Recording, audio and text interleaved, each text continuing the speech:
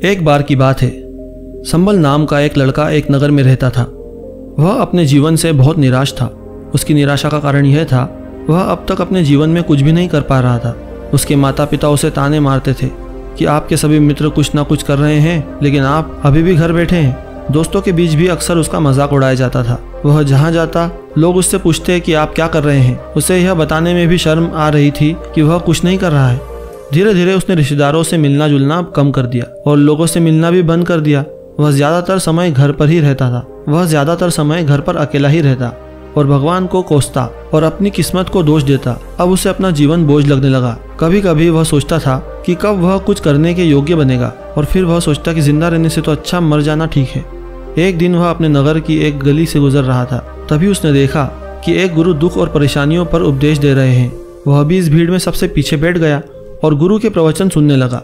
गुरु कह रहे थे कि दुख एक शिक्षक की तरह है जो हमें जीवन की सच्चाई दिखाता है और हमें जीने का सही तरीका दिखाता है। आप चाहे तो जिंदगी जीना भी सीख सकते हैं, आप चाहे तो कुछ भी हासिल कर सकते हैं, और अगर चाहे तो एक कोने में बैठकर रो सकते हैं। इन सभी बातों को संबल ध्यान से सुन रहा था, लेकिन उसे उपदेश की यह बातें पसंद नहीं आई। उसने खड़े होकर कहा कि कुछ भी सीखने से दुख दूर नहीं होता, इसमें केवल दर्द होता है। दुख की पीड़ा अनंत है। ऐसा लगता है कि इसके बाद कुछ होने वाला ही नहीं है, इससे कुछ भी फर्क नहीं पड़ता है, इसके सामने तो मौत भी छोटी लगती है। तब गुरु ने कहा, वत्स, तुम्हारा दुख क्या है? संबल ने उनके सामने अपनी सारी व्यथा सुना दी और गुरु से पूछा कि मेरे इन दुखों का कोई निवारण है तुम्हारे पास? यह सुनकर गुरु मुस्कुराए और बोले, तुम उस दिन मेरे पास आना जब आपके जीवन में वास्तविक दुख आए। मैं आपकी समस्या का समाधान अवश्य करूंगा। यह सुनकर गुरु वहां से चले गए। तो संबल ने सोचा, क्या ये मेरा दुख नहीं है तो फिर क्या है? मैं जिस दर्द से गुजर रहा हूँ वो असली दुख नहीं है तो फिर क्या है? क्या मेरा दुख कोई नहीं समझ सकता? जब माँ बाप नहीं समझते तो भला गुरु क्या समझेंगे? दुखों में व्यथित होकर संबल ने एक फैसला लिया कि अब वह कुछ करेगा। संबल ने एक छोटा व्यवसाय शुरू किया, पर उसे सफलता नहीं मिल रही थी, लेकिन उसके घर वाले खुश थे। वह कुछ कोशिश कर रहा था। वह अपने व्यवसाय में लगा रहा और धीरे धीरे उन्हें सफलता मिलने लगी। फिर उसने रफ्तार पकड़ी और केवल 3 साल के अंदर ही एक बड़ा बिजनेसमैन बन गया। अब संबल के आसपास ऐसे कई लोग थे जो उसकी परवाह करते थे, जो उससे प्यार करते थे। अब उसके परिवार के सदस्य भी उसकी तारीफ करते करते थकते नहीं थे। दिन प्रतिदिन उसके मित्रों की संख्या बढ़ती जा रही थी। अब वह अपनी जिंदगी से बहुत खुश था। उसके कुछ दोस्तों ने उसे सलाह दी कि जब तुम एक बड़ा बिजनेसमैन बनकर खुश हो तो सोचिए आपको कितनी खुशी होगी अगर आप इस शहर और इस राज्य के सबसे बड़े बिजनेसमैन बन जाएंगे। न जाने कितने लोग आपसे जुड़ना चाहेंगे, आपकी कितनी बड़ी ख्याति होगी, और स्वयं राजा भी आपसे दोस्ती करना चाहेंगे और जरूरत पड़ने पर आपसे पैसे भी उधार लेंगे। दोस्तों की यह बात संबल के दिमाग में बैठ गई और वह और भी पैसे कमाने की कोशिश करने लगा, लेकिन उसे यह सब बहुत ही जल्दी चाहिए था। वह समय बर्बाद नहीं करना चाहता था। वह अधिकांश समय चीजों को प्राप्त करने में लगाने लगा, इसलिए वह ऐसे काम करने लगा जो सही नहीं थे। उसने पैसे उधार लेना शुरू कर दिया। पैसे से अधिक मुनाफा कमाने के लालच में वह अपने माल में मिलावट करने लगा। उसने अन्य व्यापारियों के खिलाफ भी साजिश रची और उन्हें डराया धमकाया। जैसा उसके दोस्त कहते थे वैसा ही करता था। वह इन त्रिकोण से ज्यादा पैसा कमा रहा था। अब उसके जीवन में पहले जैसा चैन नहीं था। उसके मन की शांति गायब हो गई थी और वह रात को सो नहीं पाता था। वह विचारों में रहता था। वह सब कुछ करता, लेकिन उसे किसी भी चीज में सुख नहीं मिल रहा था। एक दिन संबल अपनी गाड़ी से कहीं जा रहा था, तभी रास्ते में उसे गुरु का आश्रम दिखाई दिया। वह गुरु के पास जाकर बोला, गुरुजी, आपने मुझे कहा था जब कभी जीवन में सच्चा दुख आए तो चले आना। अब मैं बहुत दुखी हूँ, मेरी नींद हराम हो गई है, मुझे कहीं भी शांति नहीं मिल रही। इस प्रकार संबल ने अपनी सारी समस्या गुरु को बताई। गुरु ने कहा, जब तुम पहली बार मुझसे मिलने आए थे तब भी तुम किसी दुख में थे। आपने उस दर्द से क्या सीखा? संबल ने कहा कि सिर्फ सोने और चिंता करने से कुछ नहीं होता। अपने सपने को सच करने के लिए मेहनत भी जरूरी है, और सिर्फ मेहनत करने से भी कुछ नहीं होता, परिणाम भी मिलना चाहिए। जब आपको लगे कि आपका लक्ष्य हासिल नहीं होने वाला है, तब चाहे कितनी भी मुश्किल आ जाए, मन कितना भी निराश क्यों ना हो, ऐसा लगे कि अब कुछ नहीं होने वाला, तब खुद पर विश्वास करें कि मैं जो भी कर रहा हूँ उसमें अवश्य सफल होगा। लोग केवल सफल लोगों का सम्मान करते हैं। कोई कितना भी अच्छा क्यों ना हो, वह हमेशा लोगों की नजरों में बोझ बने रहते हैं। यह सब सुनकर गुरु मुस्कुराए और बोले, यह वास्तव में एक दुख नहीं है। जब तुम्हारे जीवन में वास्तविक दुख आए तब मेरे पास आना, मैं उसे ठीक कर दूंगा। संबल जाते समय गुरु को सोने के सिक्के से भरा घड़ा भेंट कर गया। घड़े को देखकर गुरु ने कहा कि यह मेरे किसी काम का नहीं है, उसे पेड़ के नीचे गड्ढा खोदकर गड़ा दो। संबल ने घड़े को पेड़ के नीचे दबा दिया। जैसा कि गुरु ने बताया उसने वैसा ही किया और वहां से चला गया। कुछ दिनों से कारोबार ठीक चल रहा था, लेकिन व्यापार के गलत तरीके के कारण धीरे धीरे उसे व्यापार में घाटा होने लगा। उसकी सारी दौलत धीरे धीरे खत्म होने लगी और एक दिन ऐसा भी आया जब उसके पास कुछ भी नहीं बचा और उस पर कर्ज का बोझ चढ़ गया। परंतु वह निश्चिंत था क्योंकि उसने सारा कर्ज अपने दोस्तों से लिया था। उसने सोचा था कि उसके दोस्त बुरे वक्त में उनके साथ खड़े रहेंगे, लेकिन ऐसा कुछ नहीं हुआ। जैसे ही बुरा वक्त आया, दोस्त पहले उससे कर्ज मांगने लगे।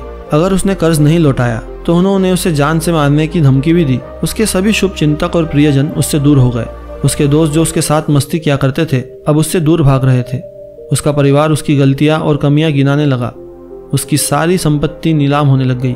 उसके पास कुछ भी ना बचा था। जब उसने अपने पिता से मदद मांगी तो पिता ने कहा, मेरे पास थोड़ी सी संपत्ति है, अगर मैं तुम्हें दे दूंगा तो मैं तुम्हारी माँ को क्या कहूँगा? यह संपत्ति हमारा अंतिम सहारा है। संबल के मन में गहरा दुख छा गया। उसके आसपास कोई नहीं था जो उसके दुख को समझ सके।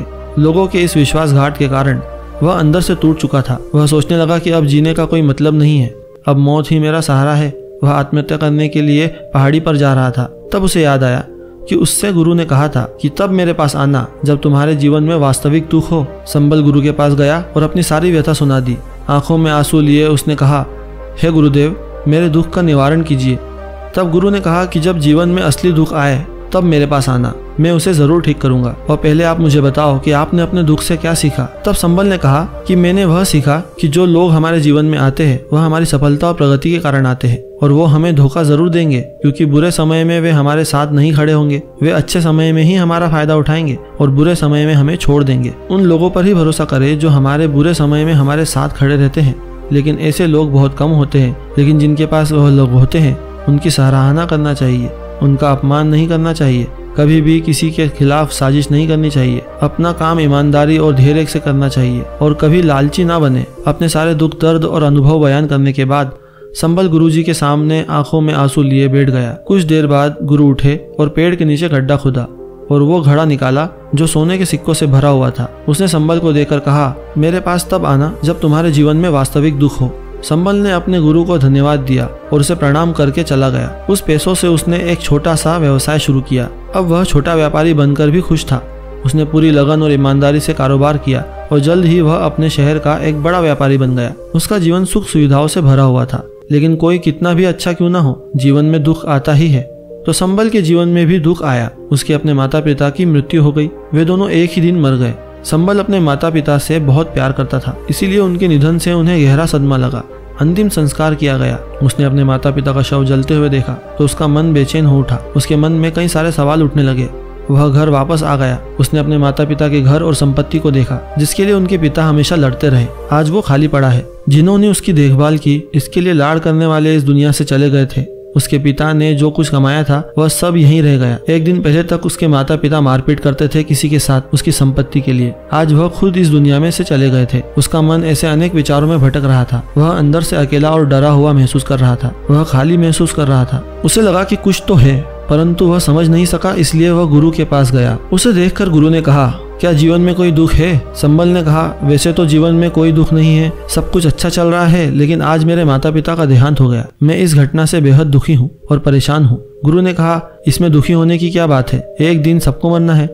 मुझे भी मरना है, तुझे भी मरना है। शायद तुम कल ही मर जाओ या आज भी मर सकते हो। संबल ने कहा, क्या कह रहे हो गुरुजी? मैं भी मर जाऊंगा, लेकिन मैं अभी जवान हूँ। गुरु ने कहा, सभी जी रहे हैं इस भ्रम में कि मृत्यु केवल बूढ़ों को आई है, लेकिन ऐसा नहीं है। जवान भी मर जाते हैं, बच्चे भी मर जाते हैं। मौत का उम्र से कोई लेना देना नहीं है। यह सभी को प्रभावित करता है। गुरु की ये बातें संबल के मन में बैठ गई और वह चुपचाप चला गया, लेकिन उसका मन अभी भी बेचैन था।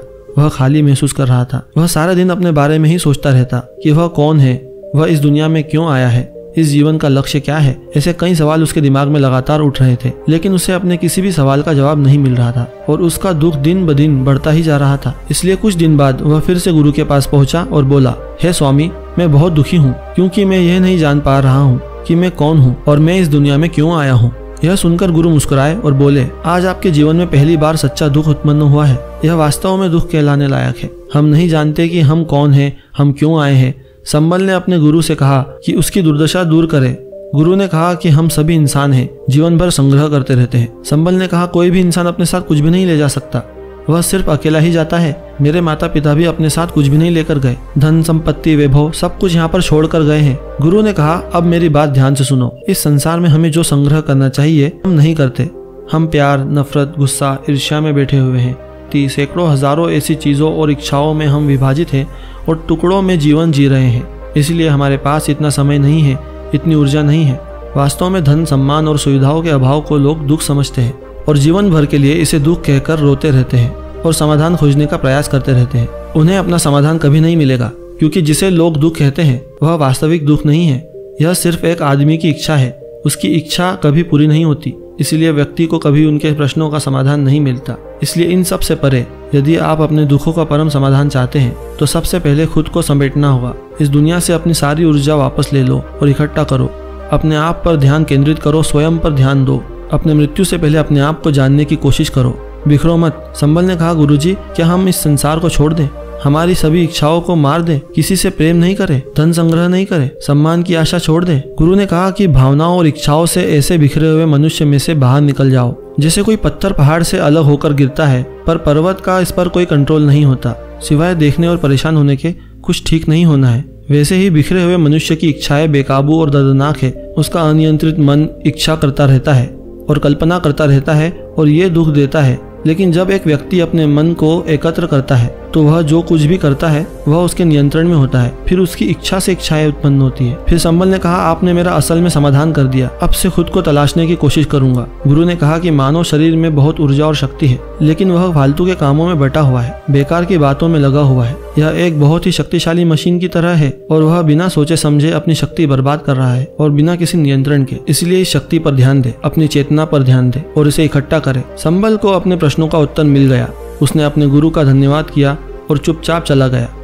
दोस्तों, सच्ची श्रद्धा से कमेंट में नमो बुद्धाय जरूर लिखिए। अगर आप इस कहानी को और भी लोगों तक पहुंचाना चाहते हो तो इस वीडियो को लाइक और शेयर करें ताकि यूट्यूब भी इसे और लोगों तक पहुंचाए। अगर कहानी अच्छी लगी हो तो हमारे चैनल को सब्सक्राइब जरूर करिए। और हाँ, आपके कोई भी सवाल है तो आप कमेंट में पूछ सकते हैं। अगर कोई सवाल नहीं है तो आप कमेंट में नमो बुद्धाय लिखना ना भूलें, क्योंकि आपकी कमेंट से हमें वीडियो बनाने का मोटिवेशन मिलता है। मिलता हूँ मैं अगली बार इसी तरह की कहानी के साथ। धन्यवाद।